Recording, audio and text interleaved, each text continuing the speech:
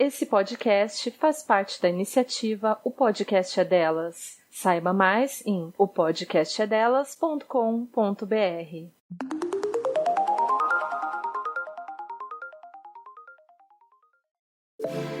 Se você também já passou vergonha por não saber o significado de algum termo do universo feminista, então vem com a gente nesse podcast que vai te ajudar a desmistificar palavras através do dicionário da língua portuguesa. Eu sou a Teca Carbonel. E eu sou a Júlia Presoto. Nesse episódio, nós vamos falar de um termo que fala de elementos muito particulares, porém extremamente importantes em um país tão grande quanto o Brasil. Hoje vamos falar de regionalismo. E para isso, vamos contar com a presença de outras podcasters maravilhosas que vão ajudar a gente a entender esse termo.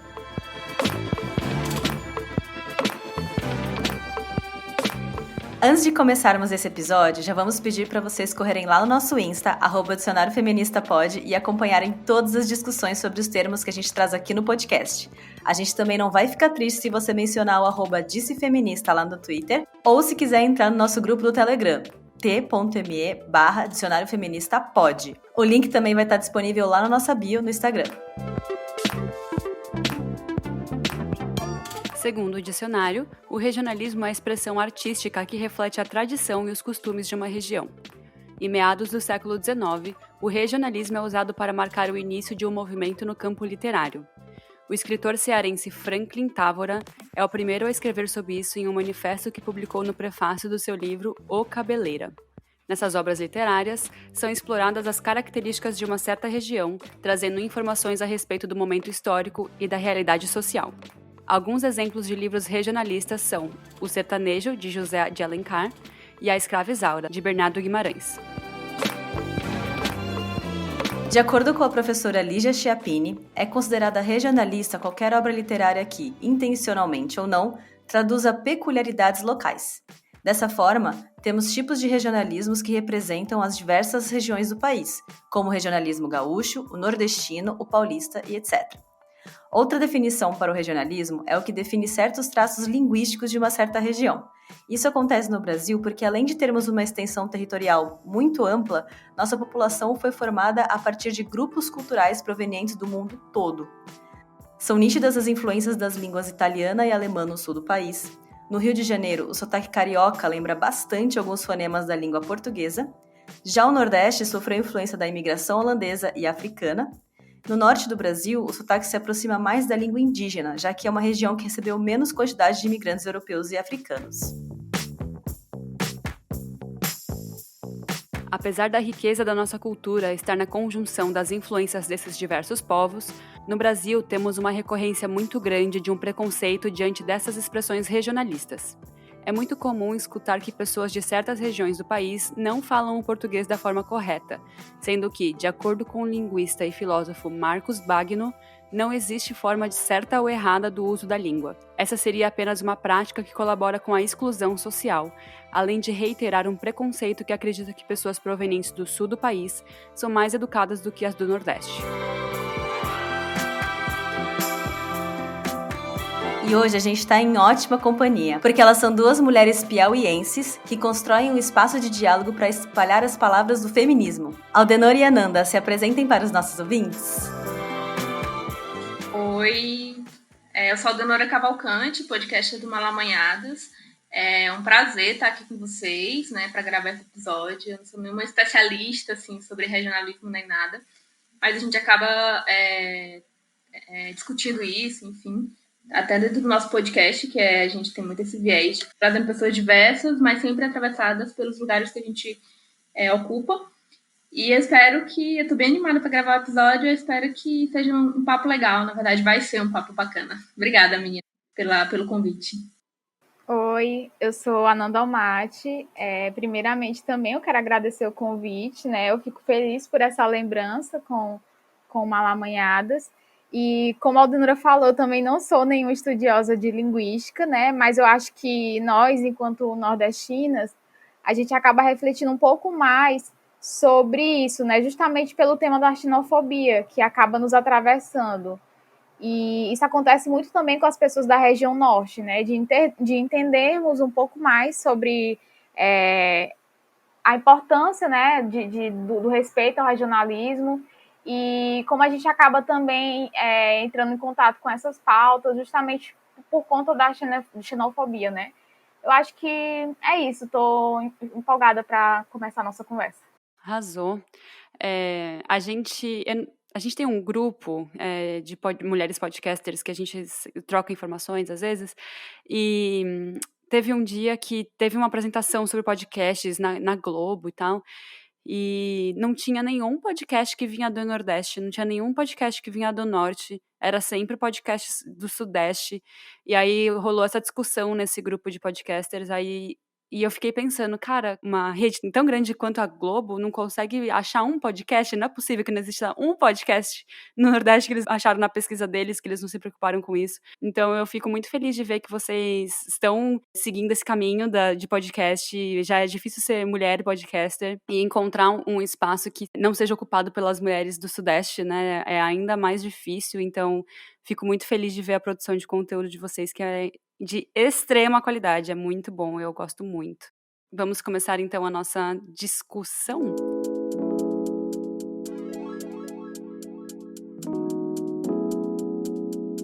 A gente queria entender um pouquinho sobre... É uma pergunta muito besta, eu acho, assim, porque para mim é muito óbvio, né? Mas eu queria entender sobre qual que é a importância de reconhecer o regionalismo e respeitar o regionalismo de diversas regiões do país para vocês. Eu concordo com você, né, com relação a essa pergunta, porque ela parece ser muito ampla, mas ela tem uma, assim, fazendo essa redundância, ela tem uma importância, né, com relação até essa pergunta, né? Porque assim, a gente às vezes parece óbvio, mas muitas vezes não, né? Por que é importante a gente reconhecer o regionalismo, reconhecer as diferenças, né, do Brasil, que é uma coisa óbvia de ser um país continental e de ter muitas diferenças culturais. A primeira coisa que eu vejo nisso é a questão de combater esse preconceito linguístico, né? Por isso que é importante da gente reconhecer, respeitar, da gente entender a diferença, né, entre cada região, cada estado. A outra forma também é de compreender as diferenças de vivências, né? De entender que a sua vivência, ela não é uma única verdade, ela não vai resumir a sua noção de comunidade, do que é a comunidade, do que é estar num local e ter pessoas iguais a você. Assim como nesse local tem pessoas iguais a você, em outro local vão ter outras pessoas que adquirem, que vão vivendo costumes parecidos. E assim, eu acho que a importância maior é isso, né? Esse reconhecimento e essa compreensão também de que, respeitando, a gente combate esse preconceito, né? A gente entendendo que cada região tem sua particularidade, tem sua forma de agir, a sua forma de falar, é uma forma de quebrar com preconceitos, quebrar com essas barreiras, né, que a gente acaba impondo quando vê algo diferente, que nem é tão diferente assim. Eu acredito que é nesse rumo, mais ou menos.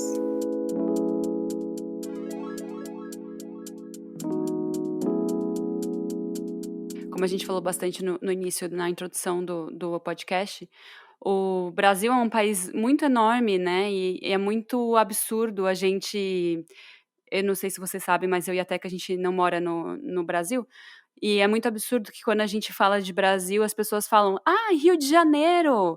E ninguém sabe, né, do que está acontecendo, o quanto é legal, o quanto é maravilhoso também as outras regiões do país. E isso acontece dentro do próprio Brasil, né? Você não precisa sair do país para você ver que a cultura e as tradições da região Norte e Nordeste, elas... não são vistas com os mesmos olhos da região Sudeste e Sul, né? Vocês sentem a mesma coisa? Eu sinto bastante isso. É uma coisa que é interessante se pontuar, porque acontece de que a gente do Norte e Nordeste sempre é colocado num estereótipo e um grupo muito grande de resumos, de que reduzem, na verdade, nossa cultura, nossas formas de se expressar, viver, formas de sotaques também. E a gente é colocado numa caixinha, sabe, de estereótipos, e acham que o Nordeste é feito de praia, é feito de um grupo de pessoas que tem o mesmo sotaque, vem da seca e algo nesse sentido, todos esses estereótipos. E que acabam reduzindo as particularidades de cada lugar, né? Que é muito fácil de acontecer e que reduzem o que a gente é enquanto grupo e enquanto indivíduo também.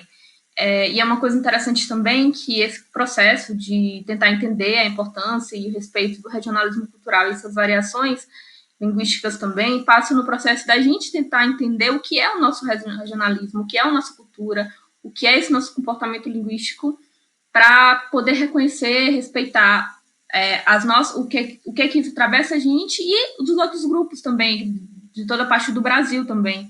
Porque também passa muito da questão de que muitas pessoas passam por um processo de negação da sua própria cultura. E aí que vem também a questão do preconceito e dos estereótipos também, porque ao ponto que você não se reconhece, não reconhece a cultura e não consegue identificar aquilo dali que você é do seu dia a dia, você acaba reproduzindo também estereótipos que as pessoas colocam dentro do seu grupo, sabe? Do que você é e de todas essas expressões também.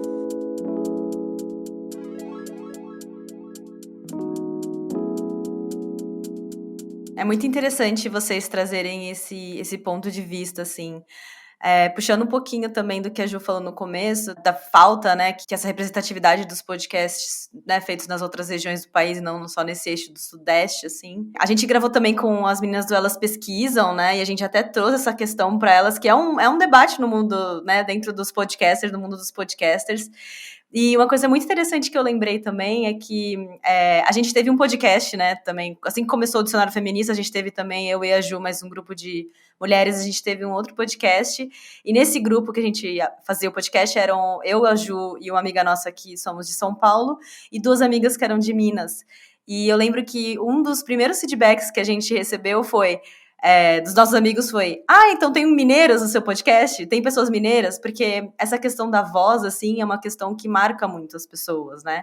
E talvez por conta dessa padronização dos podcasters que as pessoas escutam mais, que estão mais, né, que são mais famosos e conhecidos, serem mais do Sudeste, quando escutam outros sotaques, as pessoas... se chocam, né, ou percebem na hora aquilo, ao invés até de entender o conteúdo que às vezes é 1000 vezes mais importante, que é o foco do podcast.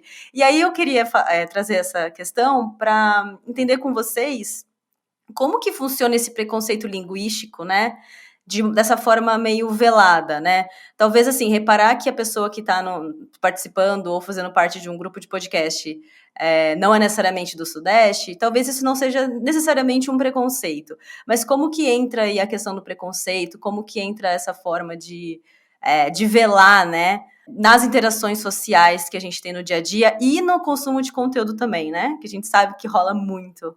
Então, é porque antes vocês estavam falando sobre da experiência de vocês, né, das vivências enquanto pessoas que moram fora e percebem o quanto as pessoas reduzem o Brasil ao Rio de Janeiro, ao Sudeste. E aí eu lembrei também de uma coisa que a Aldenora me falou, né, porque a Aldenora também ela estava fazendo mestrado fora e ela sofreu muita xenofobia lá, até mesmo por parte de brasileiros, por ser nordestina, né, Aldenora? Eu acho que tu podia até falar um pouquinho também sobre isso, porque com essa experiência horrível por qual ela passou lá, ela acabou também tendo um pouco mais de noção com relação a essa sutileza do preconceito linguístico também. Sim, quando as meninas falaram, eu até lembrei também. Eu faço mestrado em comunicação em Portugal, só que eu já tô aqui no Brasil, né? Eu voltei para cá no começo da pandemia. E quando eu vi a pergunta da questão do preconceito linguístico, eu lembrei muito das minhas experiências, né? Eu convivia com muitos brasileiros lá, e muito além dos preconceitos que o próprio brasileiro sofre em Portugal, questão de xenofobia e tudo, pelos portugueses, existe muito uma xenofobia que você vive com os próprios brasileiros de outras regiões do país. E foi muito da minha vivência, assim, sabe? Quando a gente vai para outro lugar e que você tem um sotaque que é muito diferente, né? Porque existe muito no Brasil que só quem tem sotaque é o Nordeste, né? Não existe sotaque em São Paulo ou em Minas, sim, mas assim, no que dizem que é o centro do país, que seria São Paulo, não existe sotaque. Só o nordestino que tem sotaque. Então, quando você vai para outros lugares e você é nordestino, automaticamente a pessoa identifica você como nordestino por conta da forma que você fala e do seu próprio sotaque. E automaticamente jogam em você, ou seja, montam na cabeça da pessoa, monta todos os estereótipos que você se encaixa. que vêm de um lugar de seca, de pobreza e esse tipo de coisa, reduzem as nossas experiências a isso e acabam tendo preconceitos contra a gente. Eu me lembro muitas vezes, em alguns momentos, que eu tentava me adaptar à forma como as pessoas se expressavam lá, né, reduzindo as minhas formas de expressão e o meu modo de falar e de opinar, com receio de ser mal interpretada, porque existia muito um preconceito e velado também do modo como eu falava, das minhas gírias, por parte de algumas pessoas brasileiras também.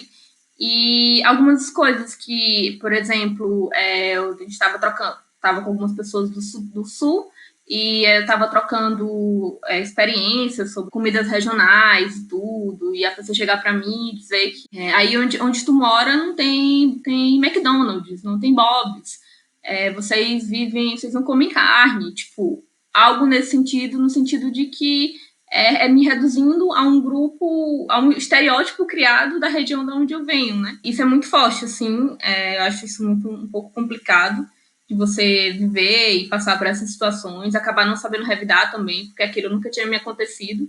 Eu já tinha ido para outros lugares, além do Piauí, onde a gente mora, mas isso nunca tinha me acontecido, isso foi a primeira vez, né?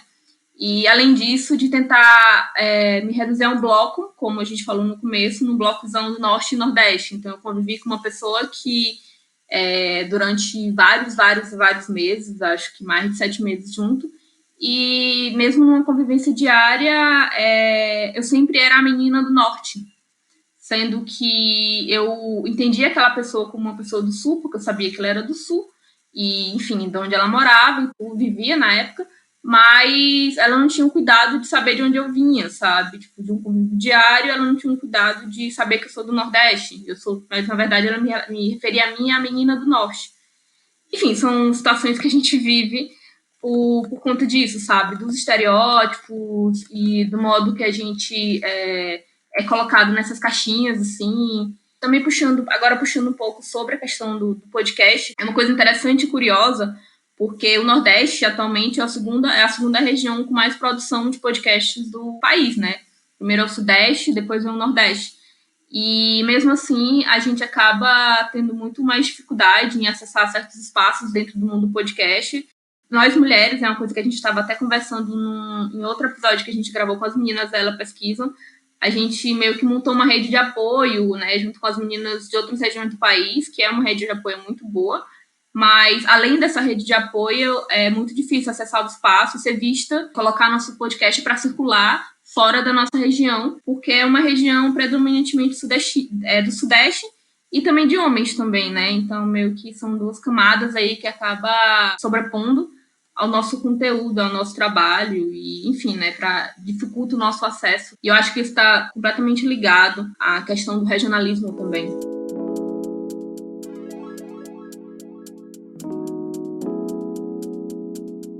Não, pois é, a Aldenora já falou muito, né, com relação a essa falta de acesso à podosfera, né, como um todo, até mesmo de estar sendo vista, de achar também, a gente acaba criando, por conta desse distanciamento, a gente acaba criando uma autoestima muito baixa com relação ao nosso próprio trabalho, sabe, de achar que não vão gostar do nosso modo de falar, de não gostar e de não entender, né, as nossas discussões por conta do nosso sotaque também. Eu acredito que tem muito disso, né, com relação a essa sutileza, né, que é apresentado muitas vezes para a gente, que chega até a gente por conta do preconceito. E, assim, eu estava lembrando, assim, de algumas situações, né, quando eu vi essa pergunta, que eu vivi quando eu estava no Rio, né, no Rio de Janeiro. E é muito engraçado isso, porque eu tenho muito receio com pessoas cariocas. Perdão aqui se eu tô fazendo algum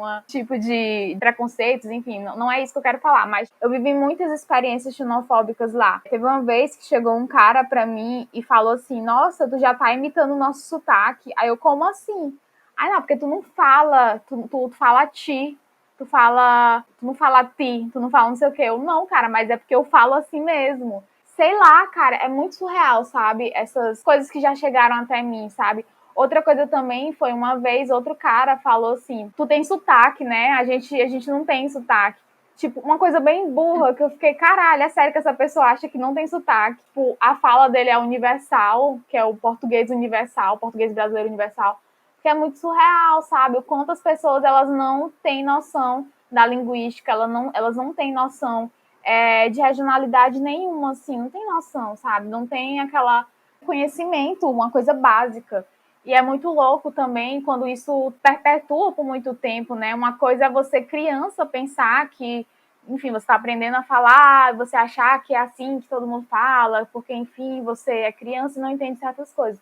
Mas, tipo, a partir de um momento você não compreender a sociedade, não compreender e ter mesmo esses preconceitos linguísticos e de achar que porque a pessoa tem alguma fala ou alguma palavra que pronuncia quase a mesma coisa que você, ela tá te copiando, porque ela sabe que na região que você vive, as pessoas falam de um jeito que a Globo, por exemplo, vendeu, né? Que é um sotaque meio baiano misturado com paraibano, é uma coisa bem surreal. Mas, tentando responder um pouco a pergunta, né?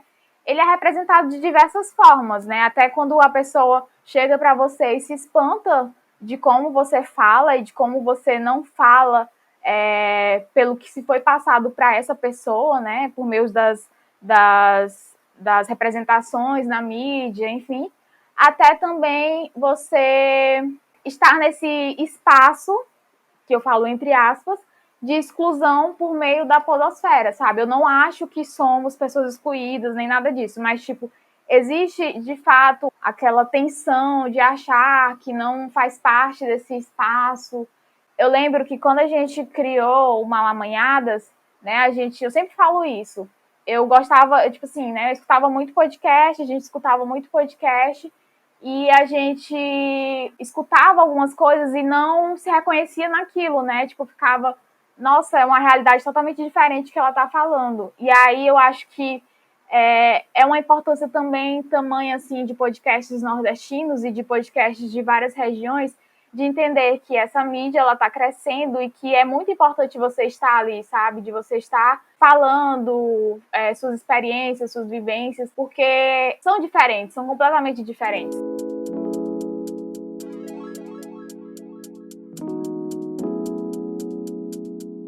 Eu lembrei de uma coisa, a partir do que a Aldenora disse sobre estar em Portugal e tentar parecer um pouco mais com o sotaque das pessoas que estão ao seu redor.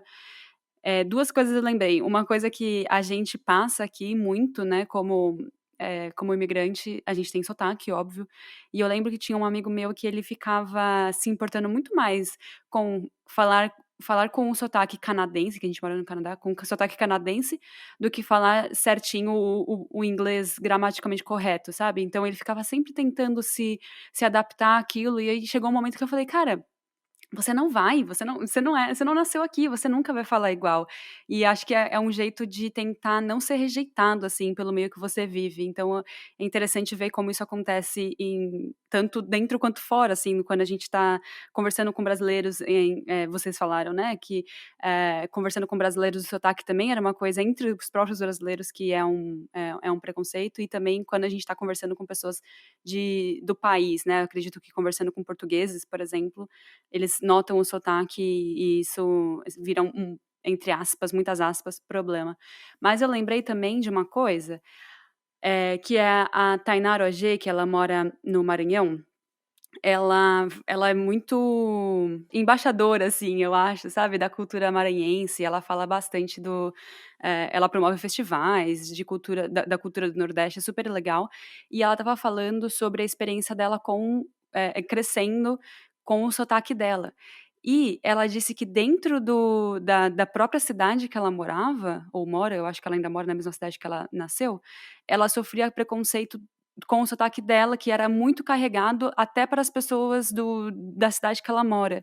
E eu queria entender se isso acontece, de ter pessoas que são do Nordeste, que têm o sotaque do Nordeste da região que ela mora, né, que cada lugar tem o seu sotaque, e se tem isso de tentar diminuir, de tentar se encaixar no que é meio que esperado, assim, sabe, disso que você estava falando do sotaque do Rio de Janeiro, se tem um certo apagamento, assim, do sotaque dentro da própria região que vocês moram.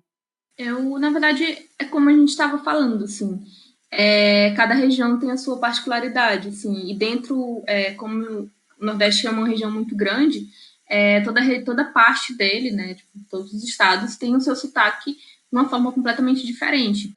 Enquanto no Maranhão, pegando o teu exemplo, ele é muito puxado para como... Eu acho muito parecido a forma como o maranhense fala e o Pará, né, o paraense lá da região norte, que é muito puxado por tu fazes ou algo nesse sentido. É um pouco diferente do que o piauiense fala. E às vezes existe sim o modo como esse próprio preconceito entre as próprias regiões, entre os próprios estados. E ao mesmo tempo, para falar um pouco mais da variação, em vez de aqui no Piauí a gente não fala o di com muita frequência, né, muito forte, mas se você vai para o sul do Piauí, que é um pouco mais perto de Pernambuco, acaba tendo isso muito carregado também. E às vezes, quando as pessoas saem do interior para se deslocar para as capitais, para trabalhar e estudar e algo nesse sentido, acontece também de rolar um preconceito, um olhar assim meio diferenciado, tudo por conta disso, porque eu acredito que também esse tipo de preconceito e essas formas, né, de como que isso acontece, elas não se restringem a eu sair daqui e ir para Portugal, a Ananda sair daqui e ir para o Rio de Janeiro, vocês saírem de São Paulo e ir para o Canadá. Mas é muito mais de uma relação de poder também. Porque acontece de que, tomando como exemplo, uma pessoa do Sudeste olha para as pessoas do Nordeste e diz que não tem sotaque, o pessoal do Nordeste tem um sotaque, e coloca o nordestino numa caixinha de estereótipos negativos, ele faz isso porque ele se acha tem uma relação de poder ali, em que ele acha que vem de uma região mais desenvolvida, que tem mais produção, que aqui que o Nordeste é de seca, sabe? Então há uma relação de poder em que o nordestino ele é colocado como alguém mais abaixo, né, de uma classe mais abaixo também, e a galera do Sudeste é uma classe mais elevada. E eu estou usando o exemplo do Sudeste com o Nordeste porque é algo que a gente vê de forma mais clara, né, mais para como dar um exemplo na prática. Isso acontece bastante, né, e não se restringe a uma região específica, enfim, esses modos de relações. E muito além de uma relação de poder, é uma relação também que está dentro de uma questão socioeconômica também, né? Estava pensando também que é muito uma questão de classe.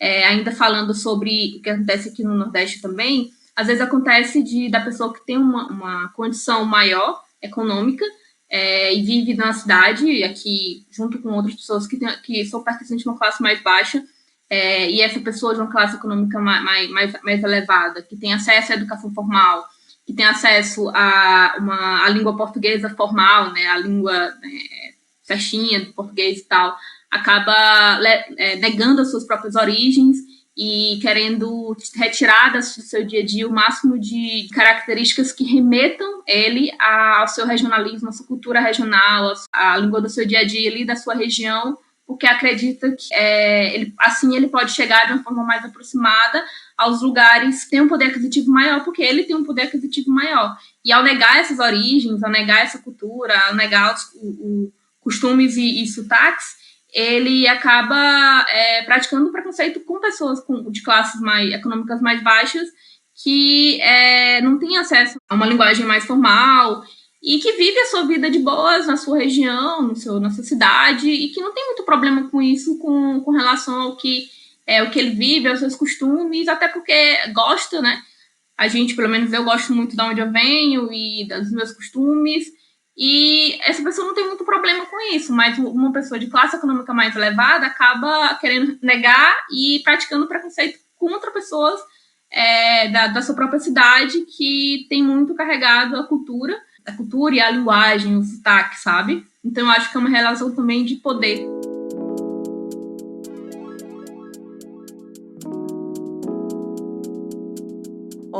Meninas, eu fico muito pensando, né, em todas essas reflexões que vocês estão trazendo, que toda essa questão do poder relacionado com o sotaque, eu acho que vem, acho não, tenho quase certeza que vem de uma certa lógica colonialista que a gente continua reproduzindo até hoje, porque queira ou não, a coroa portuguesa veio, né, para o Rio de Janeiro, e E algumas pessoas, acho que talvez do Sudeste, acreditam que eles não têm sotaque porque eles estão mais próximos do sotaque do colonizador, né? Eu tô aqui, assim, gente, refletindo, sabe? E aí rola aquela coisa de você padronizar, né? De tudo que é diferente daquilo que é o do Sudeste ser o que tem o sotaque. Só que isso é uma mentalidade, né? Obviamente que é uma mentalidade muito pequena, porque dentro do próprio Sudeste, gente, dentro de São Paulo você já tem regiões da Moca que tem, né, tem um sotaque específico, que se você fala com alguém que veio da Moca, você fala, essa pessoa é da Moca, porque ela fala certas palavras que eu não falo e tal. Então você já entende. Interior de São Paulo, eu morei no interior, depois fui para a cidade de São Paulo, então eu sei exatamente quais que são as diferenças, porque eu sofria bullying, sim, por falar o R puxado do interior, sabe, de falar termos que no interior era dia a dia com os meus amigos, eu falava alguns termos que quando eu cheguei na cidade de São Paulo, as pessoas falavam, do que você está falando? Não estou entendendo o que você está falando, não entendi essa palavra que você falou, não entendi. Então, quando essas pessoas, como vocês estão falando, né, que falam assim, não, a gente não tem sotaque, o Nordeste aqui tem sotaque, é uma forma muito pequena de se pensar um país tão grande, que se você vê que dentro da sua própria cidade já tem uma multiplicidade de sotaques e formas de falar e palavras que eu falo aqui que você não fala lá, então é uma forma muito pequena que, de novo, é só mais um preconceito enraizado, que eu acho que tem tudo a ver com essa cultura que a gente viveu, né, que a gente vive até hoje, de sermos os colonizados e está reproduzindo aí uma ideia né, de que existe um ser superior, né, que veio aqui para ensinar os outros como se fala direito, porque vocês é que têm o sotaque, né?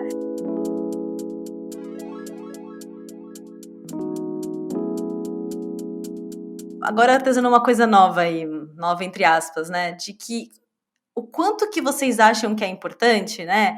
A Ananda falou da questão a gente falou um pouco da questão dos podcasts, né, serem mais voltados, os podcasts grandes que as pessoas escutam mais, serem mais voltados para produções do Sudeste, apesar da segunda produção, maior produção do podcast ser Nordeste. Além disso, a gente tem essa camada da maioria ser feita por homens, né? Então, são várias camadas aí que a gente tem que ir passando. O quanto que vocês acham que é importante nessa luta feminista, nessa luta de representatividade das mulheres, a gente reconhecer esses regionalismos e a gente consumir conteúdos de mulheres que estão em outras regiões do país e entender que nós não somos alecrins dourados, mais uma vez reproduzindo aí essa ideia do colonizador, né? Dos colonizados virando os opressores, os oprimidos virando os opressores, né? O que vocês acham, assim? Qual é a importância na luta feminista para a gente entender um pouco do regionalismo?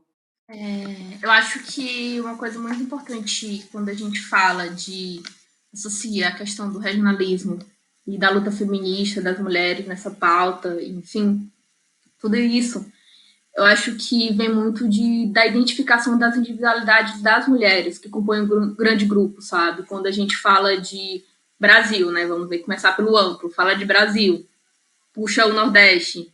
O Nordeste tem 9 estados, cada estado tem suas particularidades, cada estado tem grupos de mulheres diferenciadas, né?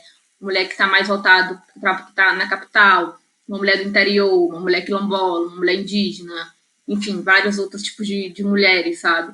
E quando a gente começa a compreender, né, as individualidades dessas mulheres, identificar a cultura, saber o que elas passam, demandas, isso acho que fortalece liga muito a importância, liga o clique, na verdade, de ligar o regionalismo a essa pauta, assim. Quando a gente entende qual é o regionalismo, né, que abarca essa mulher, a gente pode entender como que a luta feminista vai ajudar ela de alguma forma, sabe? No seu dia a dia.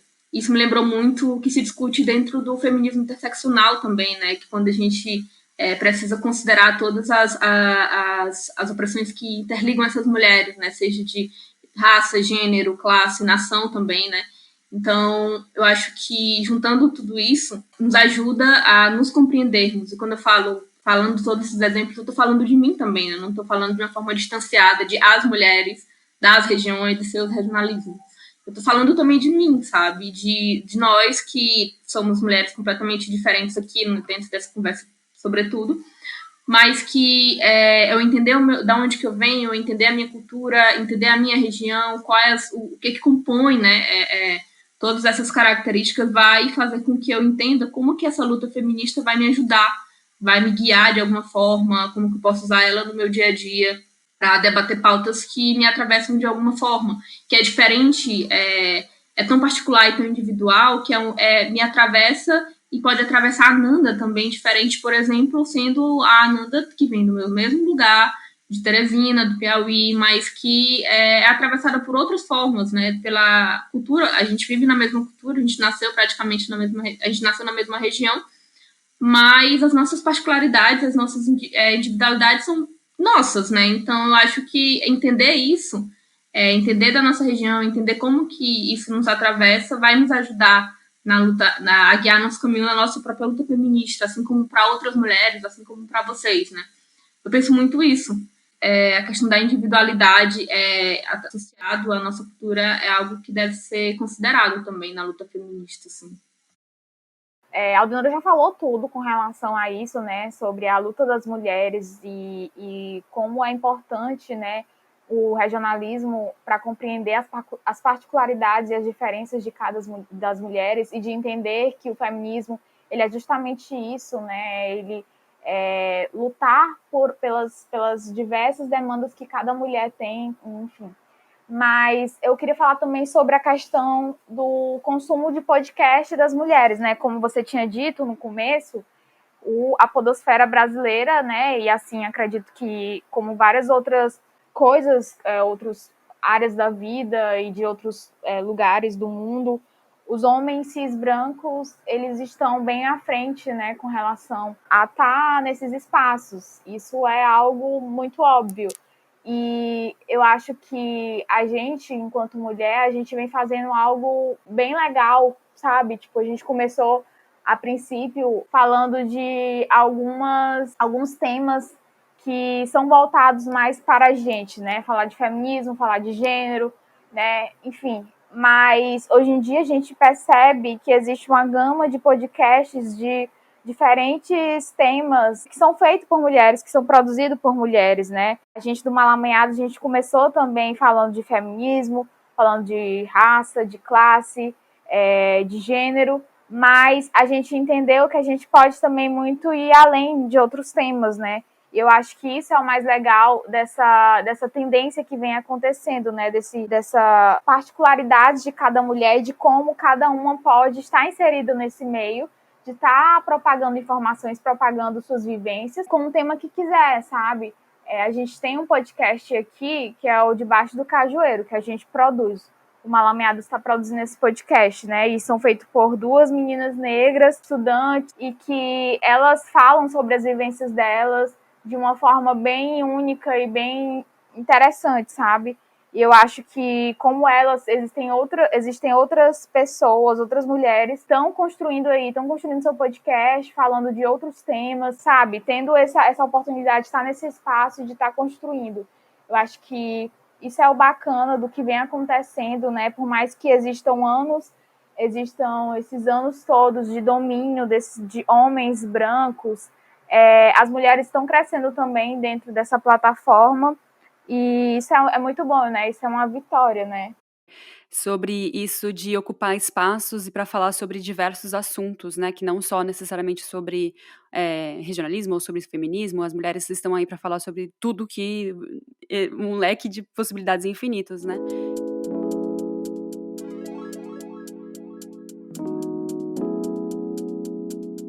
Mudando um pouquinho de assunto, eu queria saber se vocês estão acompanhando o BBB e se vocês estão abertas a falar sobre isso, porque tem gente que tá meio de saco cheio. Nossa, eu sou muito cadelinha de Nanda BBB. é cadelinha de BBB, a Nanda é cadelinha, então vocês chamaram a pessoa o dia certa pra falar todo. sobre isso. Eu acordo e durmo falando de BBB, assim, tá insuportável, mas eu reconheço que é isso, tá fazendo parte da minha vida total.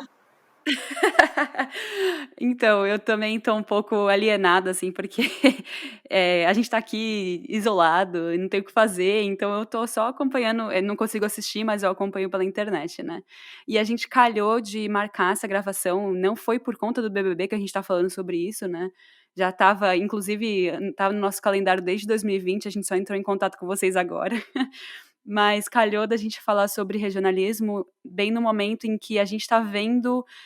Ai, tá escancarado, né, o preconceito linguístico que tá acontecendo dentro do Big Brother. E assim, eu sou de São Paulo, sabe? Eu tenho o sotaque de São Paulo, eu tenho o sotaque que é, entre aspas, assim, né? Muitas aspas, muitas, poderoso, né? Que a gente tava conversando em relação a toda a história, o histórico do Brasil. Então tá sendo doloroso, mesmo pra mim, assistir o que tá acontecendo que é com a Juliette, né?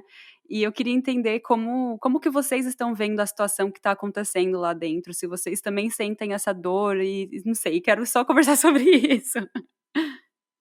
Cara, assim, pois é, esse Big Brother, enfim, tá muito pesado, né, de se assistir.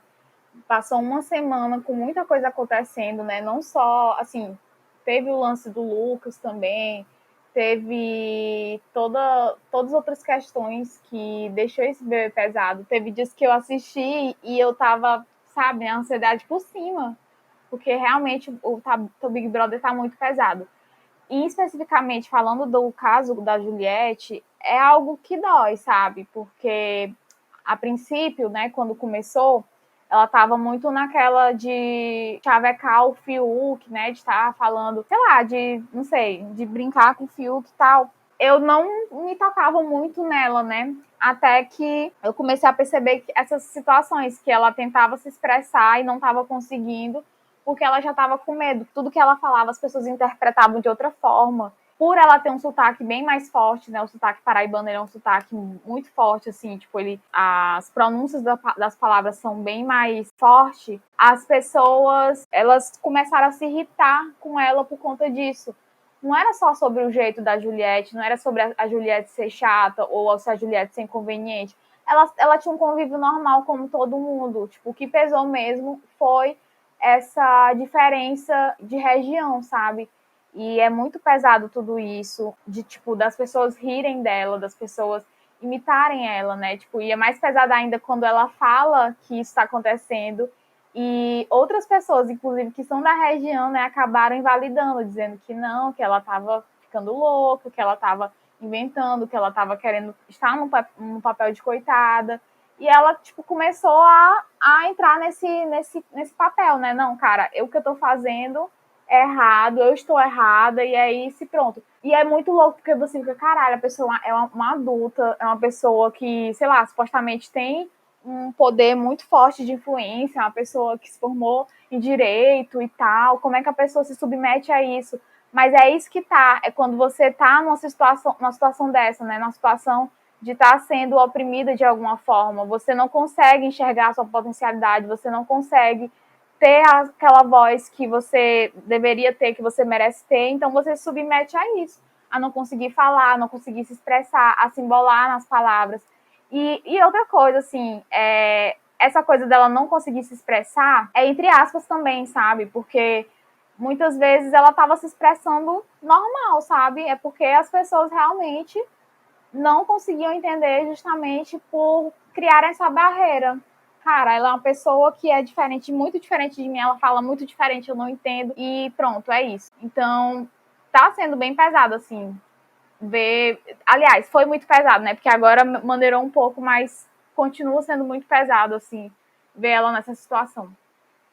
E isso me lembrou bastante, agora fazendo a conexão com o BBB, o jeito que a Juliette está sendo tratado é principalmente por pessoas do Sul e do Sudeste, né? Isso me fez pensar sobre como o pessoal do Sudeste e do Sul, eu não sei, eu morei um tempinho no Sul, mas eu não posso, não tenho lugar de fala para falar sobre isso, mas no lugar no Sudeste, as pessoas vieram muito do Nordeste para o Sudeste para meio que ganhar a vida, né? Assim, viram uma possibilidade econômica, né, de prosperidade e vieram para o Sudeste.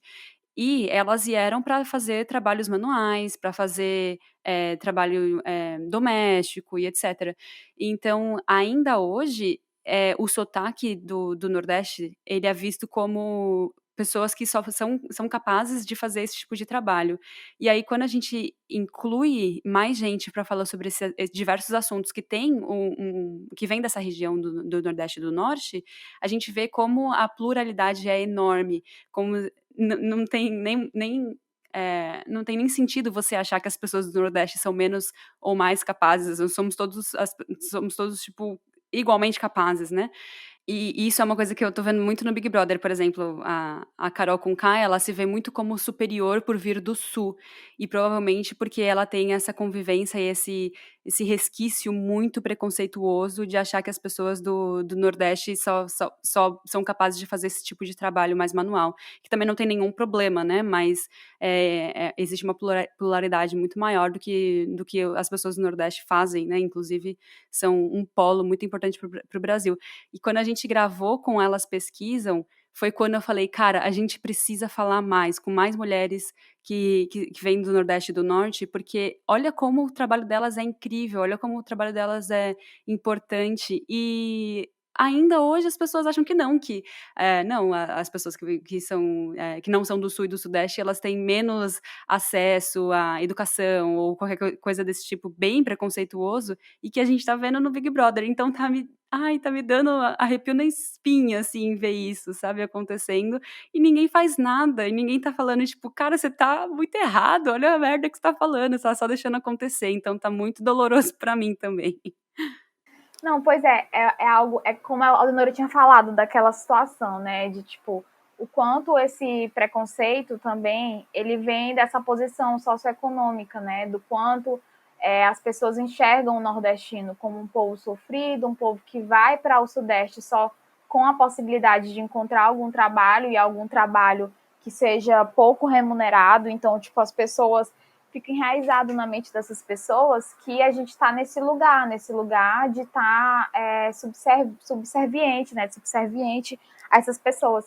Eu lembro, assim, eu tô trazendo alguns exemplos do Rio de Janeiro, porque, tipo, eu passei um tempo lá e foi o que me chegou, né? Eu tava lá na época das Olimpíadas, em 2016, e aí eu lembro de outra situação que uma das pessoas me perguntaram se o meu pai era fazendeiro, o meu pai era, tipo, dono de terras, porque eles achavam estranho uma pessoa do Nordeste estar aqui numa posição, assim, tipo, de estar sendo voluntária das Olimpíadas, porque então essa pessoa, ela tem alguma condição financeira, porque não é possível, porque as pessoas do Nordeste que vão para o Sudeste, elas vão para trabalhar, elas vão para subservir, né? Então, tipo, é bem isso, sabe? É bem esse local que a gente ocupa dentro do imaginário dessas pessoas, né? Dessas pessoas que ainda não olham para o outro, não olham para a história, não olham para a geografia, né? Então, é bem complicado mesmo.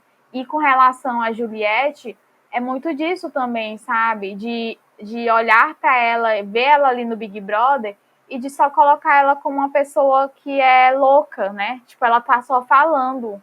A forma como ela fala, as pessoas estão dizendo que ela é louca, sabe? É muito surreal.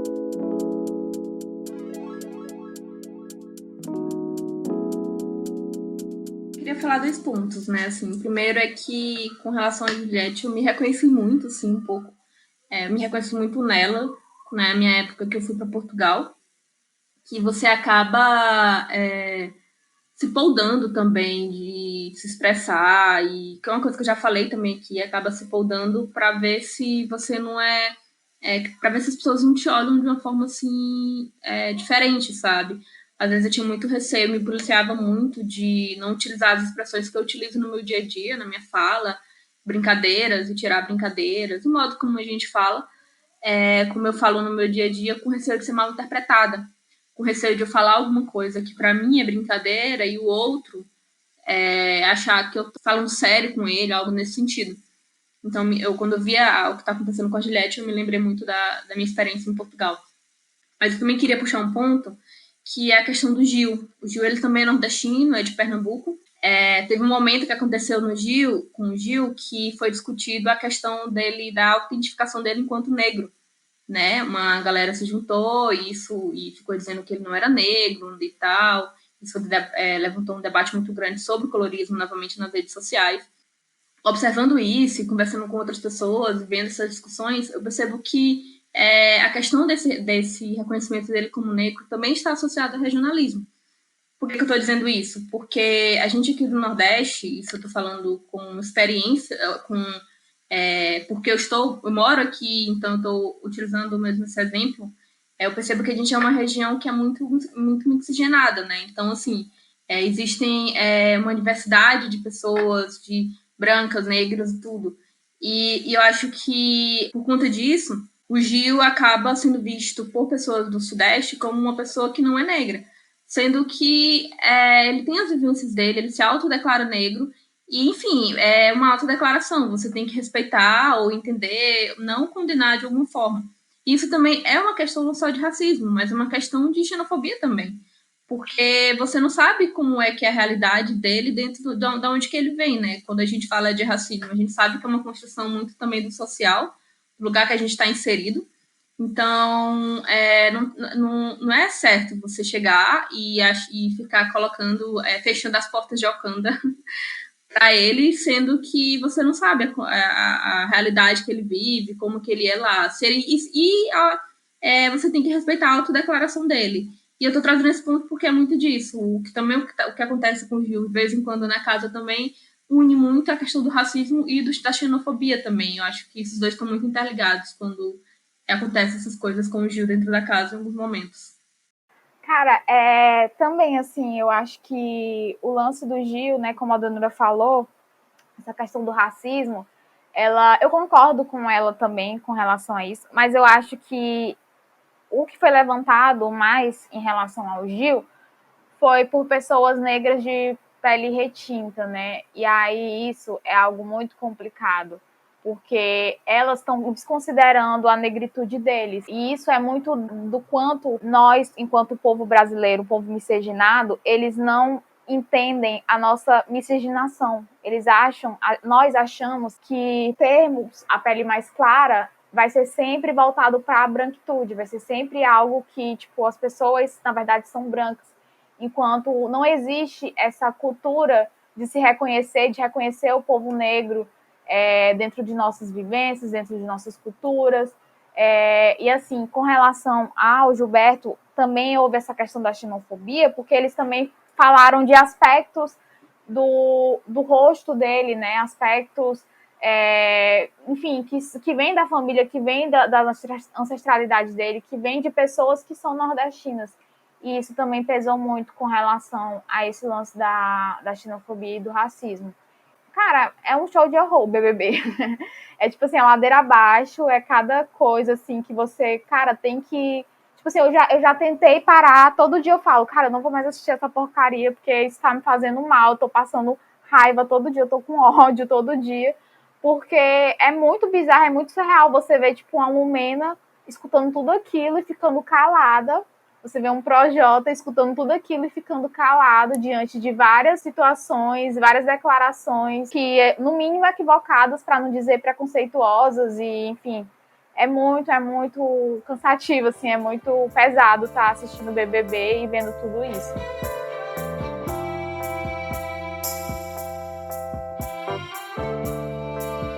Então agora a gente vai para aquele bloco, que são as notas de rodapé, onde a gente traz indicações para você que quer saber mais sobre regionalismo. Então aqui a gente vai retomar algumas coisas que a gente já falou durante o episódio e trazer coisas novas. Vou tentar trazer uma indicação de cada meio de mídia que eu sou mais familiarizada. Então a primeira eu vou trazer um livro que eu li na época da escola. Ai, gente, que saudade dos livros que tem que ler pro Enem, porque nesses livros, inclusive, a gente estuda regionalismo, né, na época que a gente tá prestando o vestibular. Eu não sei como tá hoje em dia, que eu sei que mudou muita coisa desde 2007, mas eu lembro que eu li esse livro na época da prestar vestibular e eu fiquei muito encantada, que é o Manuelzão e Miguelinho, do Guimarães Rosa, que esse livro também entra no movimento regionalista que a gente comentou no começo do episódio.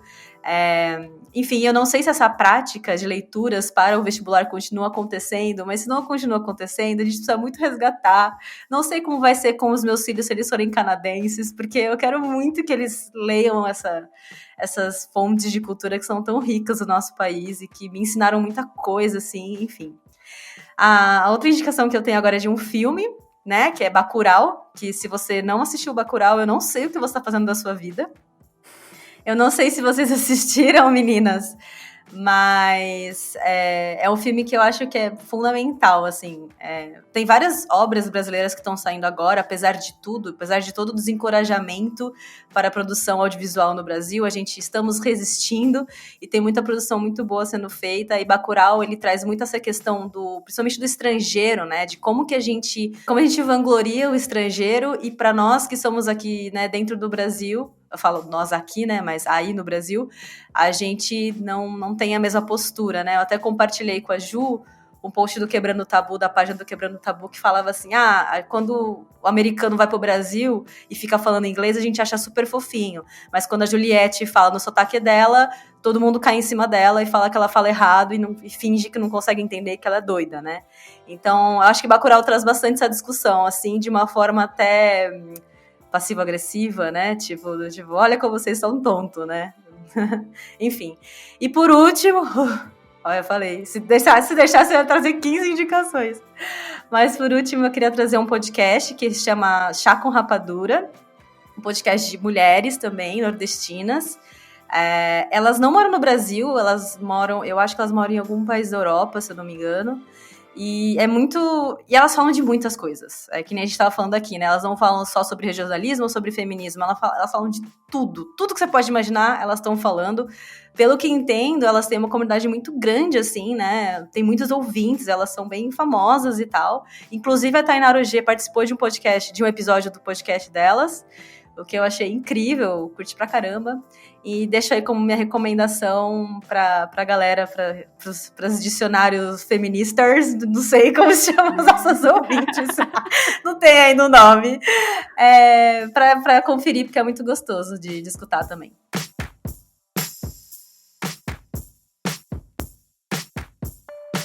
Boa. Meninas, vocês querem indicar alguma coisa? Eu queria indicar primeiro um episódio do podcast Budejo Podcast, um podcast nordestino, do Cariri, no Ceará. O episódio 69, chamado A Invenção do Nordeste, com uma entrevista com o Durval Muniz. E esse episódio é importante também, muito porque o Durval Muniz, que ele é um pesquisador que fala muito da construção do imaginário do Nordeste, né, e tudo. Ele também, nesse episódio, ele faz uma crítica muito forte a Bacurau, então eu aconselho todo mundo que assistiu Bacurau escutar esse episódio também. Eu assisti Bacurau, gostei bastante, mas depois desse episódio, depois da fala do Durval, eu comecei a repensar por que eu gostei de Bacurau e todas essas questões. Então, é um episódio muito interessante. E aproveitando, quem escutar essa entrevista com o Durval, lê o livro do Durval, chamado A Invenção do Nordeste e Outras Artes. Eu ainda não li o livro ainda, mas estou com muita vontade de ler. É um livro que fala sobre a invenção do Nordeste, o surgimento de um recorte espacial desse lugar de imaginário e real no mapa do Brasil, né? Dessa região. E outras indicações, eu indico o filme Ai Que Vida. É um filme, acho que ele já tem mais de 10 anos, ele foi produzido no interior do Maranhão. E conta uma história bem humorística, assim, na época de eleições, né, sobre politicagem de interior, só que é muito interessante, assim, sabe, como que o filme se articula. E, enfim, eu adoro Ai Que Vida, pra mim é um clássico que todo mundo tem que assistir. Ele tá disponível no YouTube, é só botar Ai Que Vida no YouTube, é muito bom. Também indico o filme Boi Neon, que é de 2015. Ele conta a história de um vaqueiro que trabalha viajando pelo Nordeste em vaquejadas e tem um sonho de largar tudo e seguir uma carreira de moda como estilista. E é interessante para você ver que o sujeito que a gente discutiu nesse episódio, de tanto que o sujeito do Nordeste ele tem todo estereotipado e tudo, você encontra um personagem que vai além disso, né?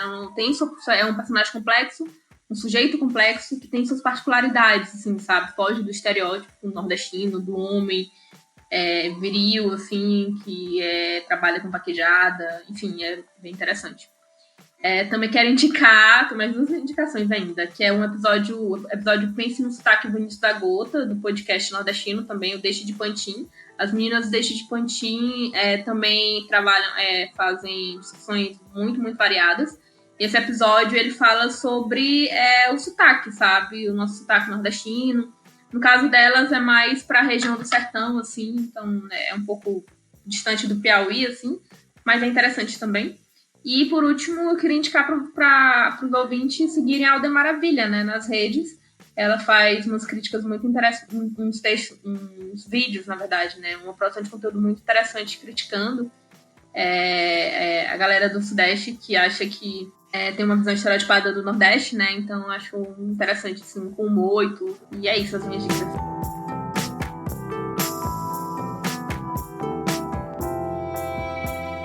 Eu adorei a dica do que você falou, né, sobre a que a Teca falou sobre chá com rapadura. Eu não acompanho tanto, mas eu já vi alguns episódios, eu gostei muito. E elas são cearenses, eu acho genial assim, o nome, porque, né, elas moram se eu não me engano, é na Inglaterra, por isso o nome, né, chá com rapadura, né, que é uma mistura da Inglaterra, né, o chá e a rapadura. E eu também gostei da dica do Bacurau, porque ele é bem cirúrgico nessa questão da diferença do tratamento, né, de uma região do Brasil para com o povo, né, americano, norte-americano. E isso é algo bem, bem interessante, inclusive, de se falar. E a Aldenora falou do Deixe de Pantin, inclusive, tem uma... Porque, assim, no filme de Bacurau, né, supostamente ele é gravado em Pernambuco, é uma região de Pernambuco, né, Bacurau é uma cidade fictícia, mas ela é de Pernambuco. E tem uma parte que, acho que é o prefeito, ele fala, deixe de Pantin, que é uma expressão de lá, deixe de Pantin. E ele fala essa expressão, inclusive. Mas agora falando das minhas dicas, né, as minhas dicas são bem poucas. Na verdade, tem mais a ver com algumas coisas que eu percebi, assim, durante as nossas conversas. A primeira dica é o filme Que Horas Ela Volta, de 2015. Por que eu indiquei esse filme? Porque ele tem também, ele retrata também um pouco dessa xenofobia, né? Dessas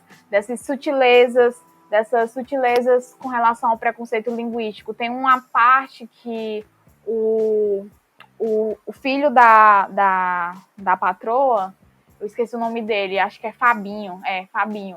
Ele fala assim, nossa, ele chega, a filha da Val, né? Aí ele fala, nossa, a Val, ela fala que nem a Val. Tipo, tipo, uma coisa bem assim, nossa, ela tem o mesmo sotaque, só que, tipo assim, pra ele é algo muito engraçado, muito diferente. A forma como outra pessoa fala é igual enfim, né? Tipo uma coisa bem, bem idiota, mas assim, você percebe que existe também essa xenofobia, assim, bem, bem clara, e também essas diferenças por conta da classe social também, né? Que tá muito ligado, muito forte. Eu vou também indicar o podcast Segunda Mão, que é do Hora Thiago. Não tem nada a ver com regionalismo, mas enfim, ele é nordestino, né? Ele, se eu não me engano, ele é de Pernambuco.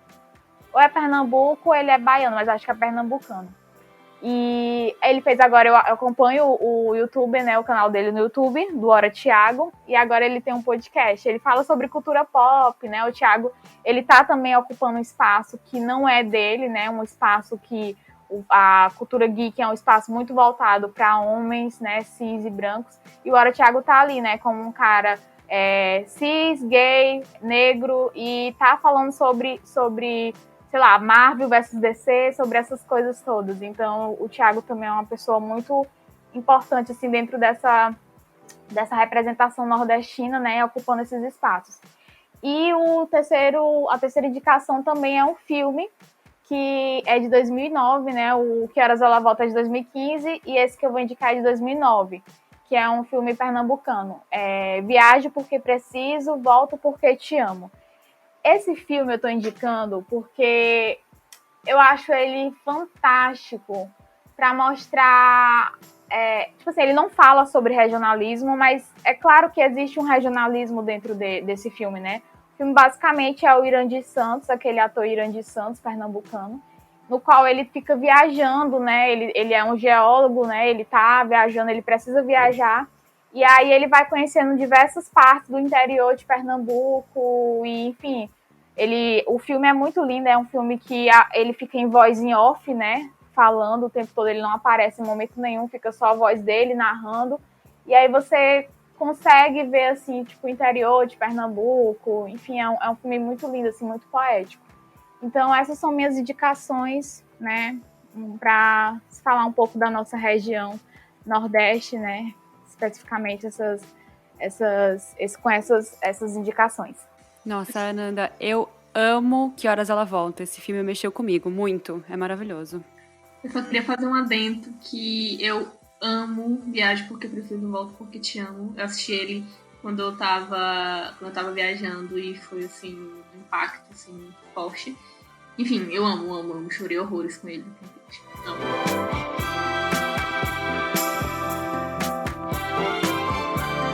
Eu também tenho indicação. Esse episódio vai ficar cheio, hein? Eu vou indicar o podcast Geografia Popular. Achei muito interessante o formato desse podcast, que ele ajuda as pessoas a estudarem por Enem.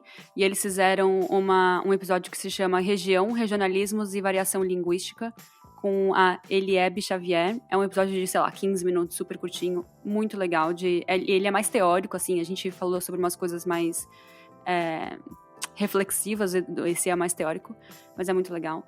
Eu vou indicar também o filme O Alto da Compadecida, que foi o filme que eu cresci assistindo com meus pais, inclusive ontem tava passando na Globo e minha mãe mandou uma foto, saudades. Eu mencionei durante o episódio também a Tainara OG, se você quiser seguir ela no Instagram, ela fala bastante sobre a cultura do Maranhão. E eu vou também indicar um episódio perfeito do Malamanhadas, que se chama O Feminismo é Mesmo para Todo Mundo. Eu sinto que a nossa audiência quer sempre entender e estudar mais sobre a história do feminismo e um pouco mais de teoria do feminismo. Então, se vocês quiserem mais uma visão sobre a história do feminismo, eu achei uma aula, eu achei perfeito esse podcast, então fica aí a indicação.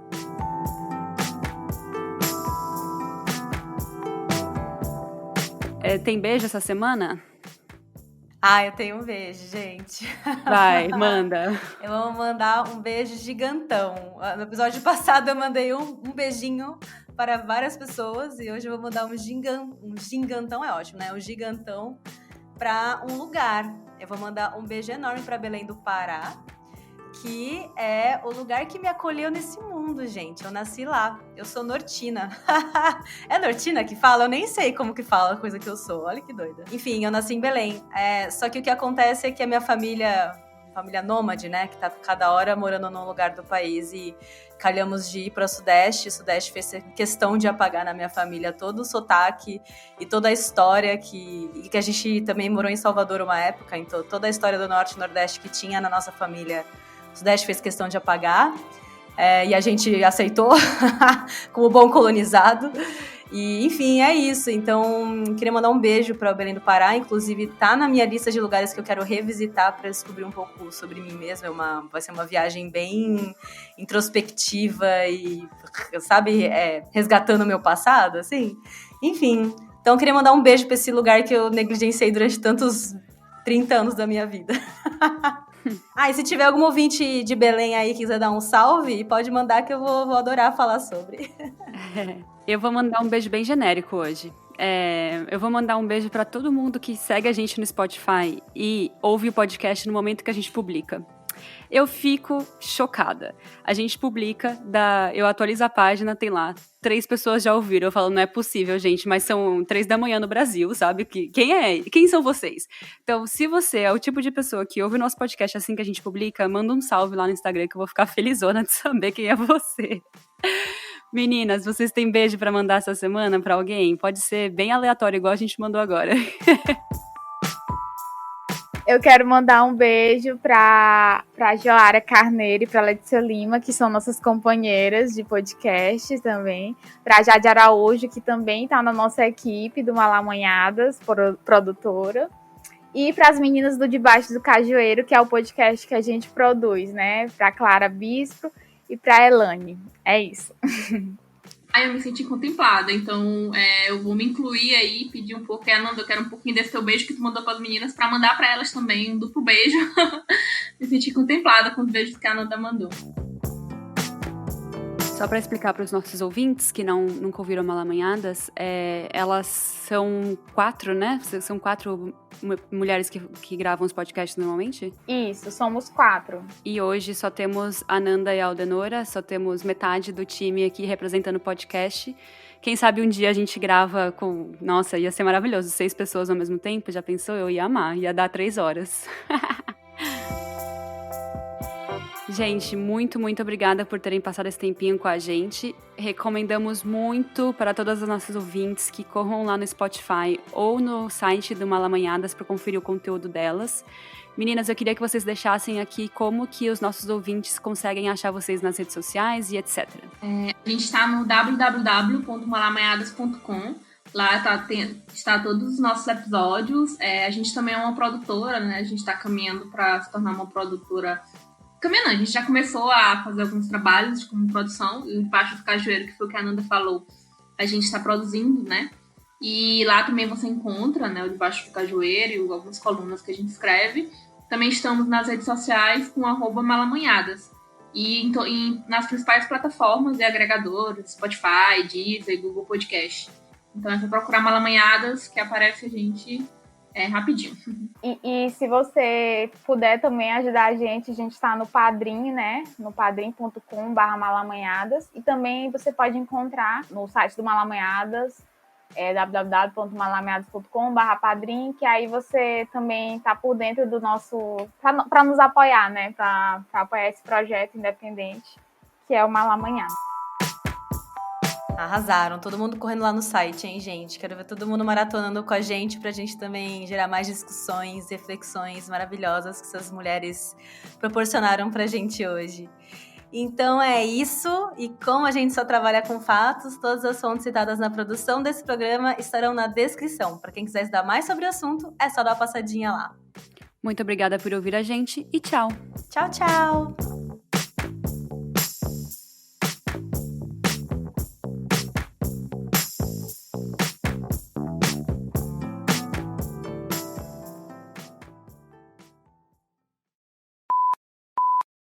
Você ouviu um programa participante da rede Podcast é Delas, uma iniciativa que fornece toda a infraestrutura necessária para mulheres hospedarem e publicarem os seus podcasts. Para fazer parte, entre em contato conosco através do site opodcastadelas.com.br ou através das nossas redes sociais, como @opodcastadelas. Elas. Elas. Elas. Elas. Elas. Elas.